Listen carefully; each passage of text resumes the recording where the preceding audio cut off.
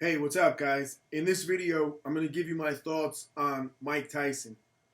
Okay, so I am a fan of Mike Tyson. I have been since I was little. I like his fighting style. At that time, during his prime especially, he was very, very aggressive, came forward without fear, and was destroying people. But more important than that, the reason why I always felt like I could relate to Mike Tyson is because of the personal and emotional struggles that he has had to endure over the years and continues to this day. Specifically, starting from a very young age, Tyson was incarcerated as a juvenile, as I was as well. And when that happens to people, I feel like it's a very difficult thing for others to understand.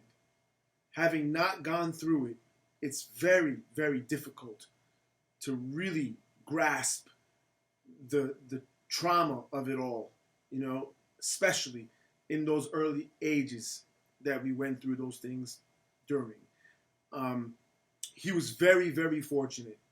It's an unbelievable story where he was actually in a juvenile facility when a gentleman approached him and saw that he had some punching and boxing ability natural to him and took it from there and basically changed this man's life completely, to the point where he had earned reportedly over his lifetime close to $500 million as a fighter. So you could imagine, how many different ways he was able to benefit and earn income as a result of his boxing career as well. So he was trained by a guy named Cus D'Amato, and this is a very important aspect of my opinion on Tyson, because I believe that man, Cus D'Amato, was an unbelievable teacher. I've watched many videos, those that are available, of him, and he thinks completely different than most of us do.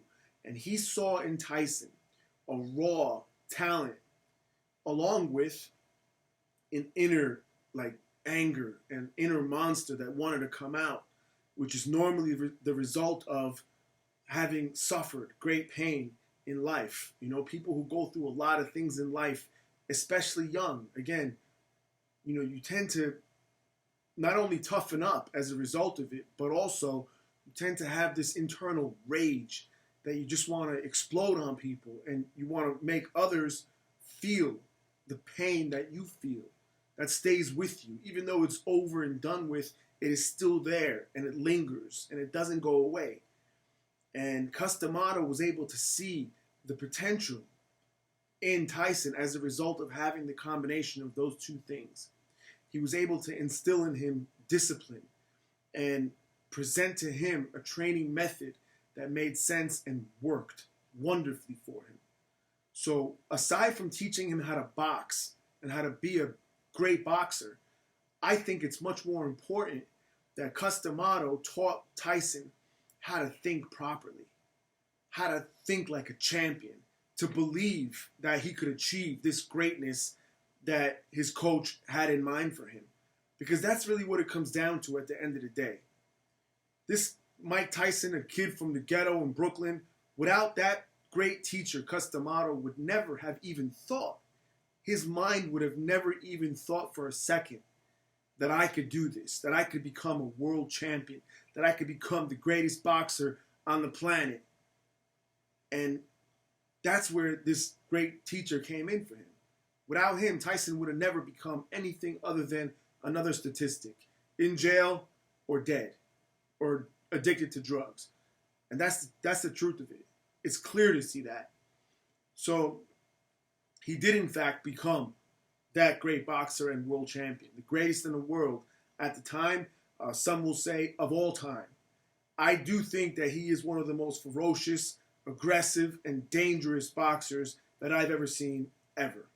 Not to take away from anybody else, but the fact that he was not as tall as the rest of the guys, he stood below 6 foot and was just so stocky, and he was just able to hit and generate so much power as a result that people just couldn't take those kind of punches, and he was just, walking right through people and destroying one after the other.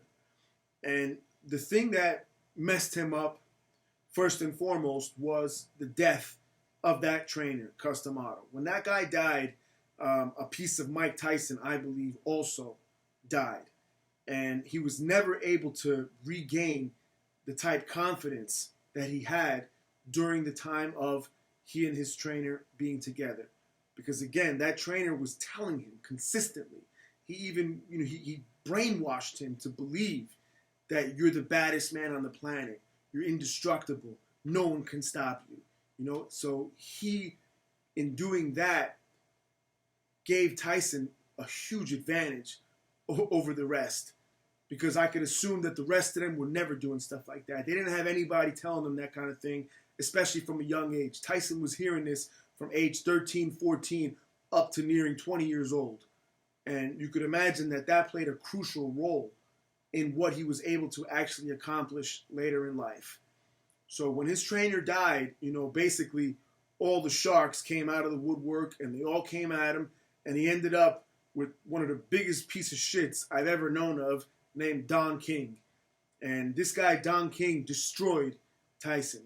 Not only in how he took his image and ruined it completely, but also, he stole reportedly hundreds of millions of dollars from him. So it just goes to show, guys, that when you're walking with the right person, the sky's the limit. But you replace that right person with the wrong one, and all of a sudden the whole shit starts crumbling down. And that's what happened for Tyson. He ended up ultimately going to prison for 3 years as a result of a rape conviction. I also looked into that, and it's my opinion that he did not rape that woman at all. Okay? That woman already had, before she ever encountered Mike Tyson, a false claim of rape that she made against another person. And that was the result of her father being a very religious or church person, and her not wanting the father to know that she's just basically sleeping around and a slut.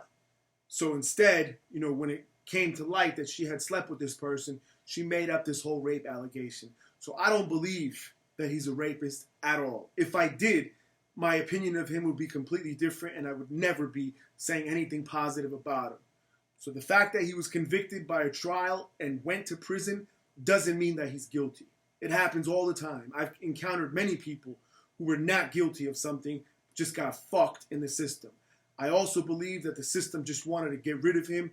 They didn't like the fact that he was a young, powerful, rich, minority, black guy who just basically didn't give a fuck and was doing what he wanted, wasn't bowing down to the powers that be. So they took this opportunity to lock him up, thinking that that would ruin him and end his career as a boxer. And it basically did. I mean, he did come out after that. He did have some more fights after that, but you could see that it was never the same. That period of gap time between, him going to prison and him coming out, I believe ended his career as a professional and as the greatest boxer. He never was able to get back to where he was. Even though he was winning fights, it took a huge toll on him, age-wise as well. Boxing, you have a very limited window of opportunity. So he lost the 3 best years of his life, in my opinion, as a boxer. So Tyson has dealt with a lot of different things, from drug addiction, abuse as a child that he had to endure, being in prison, bankruptcies. He lost hundreds of millions of dollars. He not only lost, but he spent so much of it. Who knows how many, tens of millions. But in the end, he survived. And that's a rare thing, in my opinion.